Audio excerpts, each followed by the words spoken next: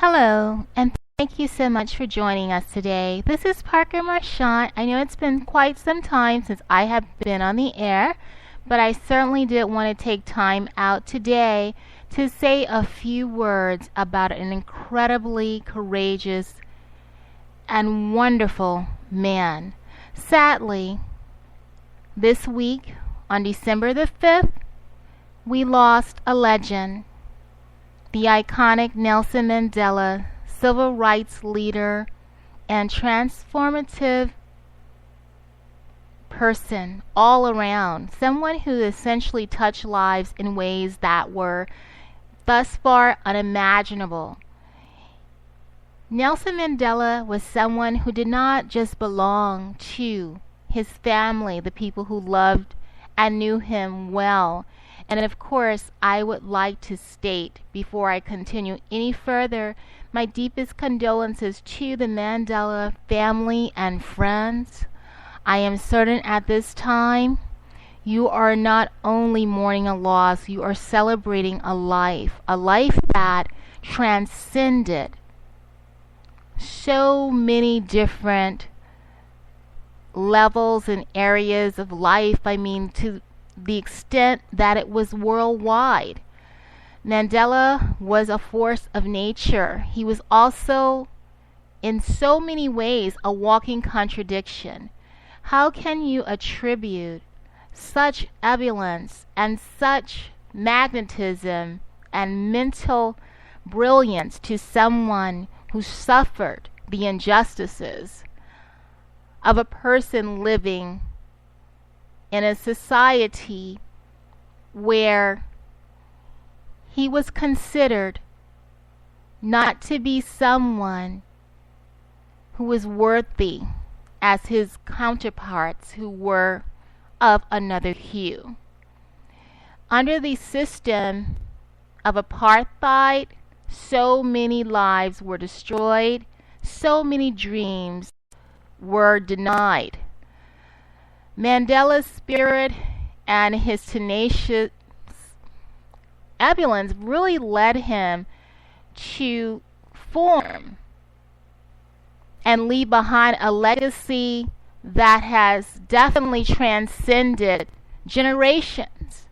Long after time has come and gone, we will remember Mandela and his prowess and his fight and his sense of selflessness in his quest to end the injustice that existed in South Africa ever since the system, the racist regime of apartheid, was instituted by the National Party in 1948.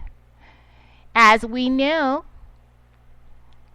Nelson Mandela was the African National Congress's chosen leader in the fight to end apartheid in South Africa. It is his efforts to rise above a situation that was most definitely of an adverse nature that was responsible for lighting a fire under those in power and helping to instill a sense of hope in people who were powerless in the face of a regime where segregation was just a fact of life for numerous decades. Apartheid was something which was established, as stated previously, in 1948 by South Africa's National Party and was officially abolished in June, the year of 1991. As we know, Mandela's legacy of justice is something that assisted him, and even though he was incarcerated unfairly for 27 years, he never lost sight of his quest to free those who were being ostracized and oppressed by South Africa's racist regime, apartheid.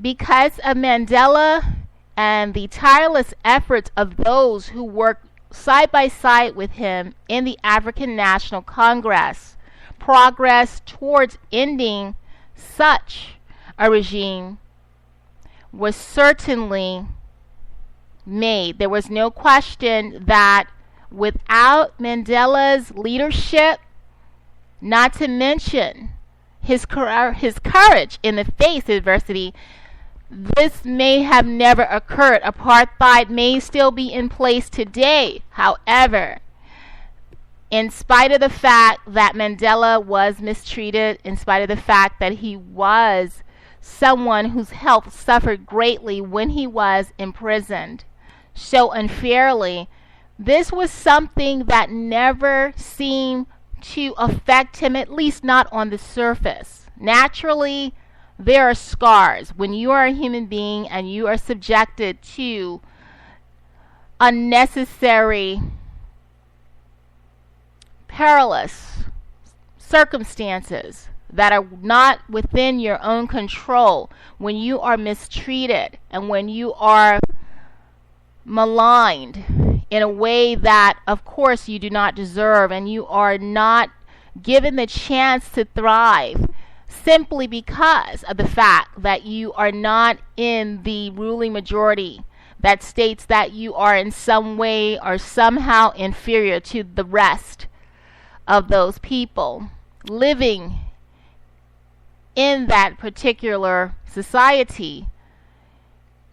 There is certainly a great deal of respect and admiration that must be paid for anyone who can arise from such a situation of degradation to truly thrive and to not just survive, but to literally fly, to soar. Mandela was someone who instilled such resilience in his people and also people around the globe. People have been affected by Mandela and will continue to be affected by his legacy, where he was someone who essentially did not give up. There was such a perseverance in his spirit. And even though he was someone who had suffered greatly at the hands of the power structure, he was unwilling to let go. His belief that one day South Africa would be a united nation and that the majority of the populace would not be living in segregated, inferior conditions. Is South Africa exactly where Mandela may have envisioned? Like Martin Luther King, another phenomenal civil rights leader, the promise of a brighter tomorrow for all people is still one that is not quite achieved. There is no question. There is still work to be done, not only in South Africa, but also in America. Unfortunately, many people are still living in an impoverished situation in South Africa as well as in America. There are still people who are, although apartheid has been abolished in South Africa, a large number of the citizens are still striving to find a way to actually achieve their goals, both academically and professionally. They are still striving to find a life that will be the one that they have always dreamed. And basically to have those things that some are fortunate enough to take for granted. Although I like to think that you don't want to take anything that's wonderful and perfect and just basically good in your life for granted. Unfortunately, in this world, there aren't any guarantees except for the fact that one day we will all leave this place that we call Earth, and we will no longer be a part of its fabric. As we know, Mandela, after 95 years, left us. And it is a very sad, sad thing to accept. The fact that this extraordinary creature of God is no longer in the world among us, and yet his legacy is going to live on eternally in the hearts of those that he touched personally, such as his friends and his family, but also for the ones like me who did not have the pleasure nor the privilege of interacting with him personally, but in every way has had her life forever intrinsically changed by the legacy and the life that he lived by example. The fact that Mandela was able to come out of such a situation of devastation, 27 years of being imprisoned in a cell that where his feet could not, they just touch the door, where he really didn't have any room to stretch, to have suffered such inhumane conditions, but to come out and to be able to lead his country when he was elected in 1994 for 5 years. Mandela is not known as the father of modern day South Africa for nothing. It was his efforts as a human being, as well as an established leader who had the ability to see beyond the entirely horrible circumstances of his plight as someone who had been falsely and wrongly convicted of crimes he had never committed. To come out of that and still to be able to give to his people and to give to the world such a phenomenal and extraordinary gift is beyond unimaginable. And yet it is wonderful. It is something that is a testimony to the resilience of humans in the face of adversity. Mandela definitely evokes such a spirit when he was here among us, and his legacy will definitely continue on in the hearts of all of those he has touched across the globe, as well as his friends and family who were the ones who knew and loved him most of all.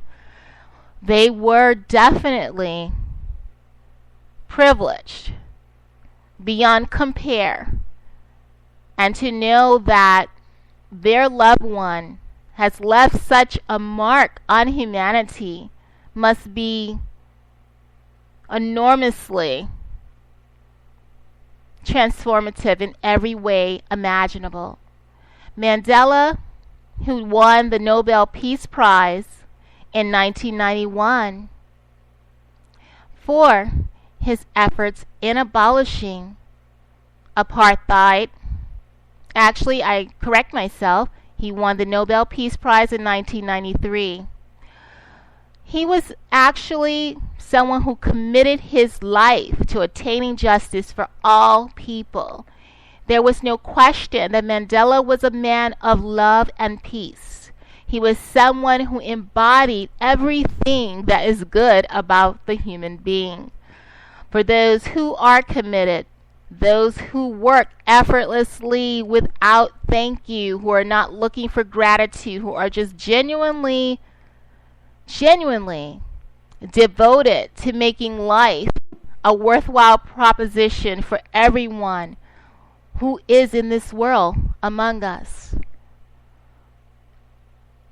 Because of the loss of Mandela, who never quitted his fight to unite South Africa, when he was overwhelmingly elected as a president of a country that had seen so much suffering and injustice, he taught an entire world what it truly means to rise above adversity and rebound magnificently. It is truly a gift that never stops giving. And as we pay tribute here to the life of a man who was sincerely one of the good guys, we know that words will never be enough to capture the essence of one who lived life without regret and never allowed unimaginable difficulties to hold him back from the promise that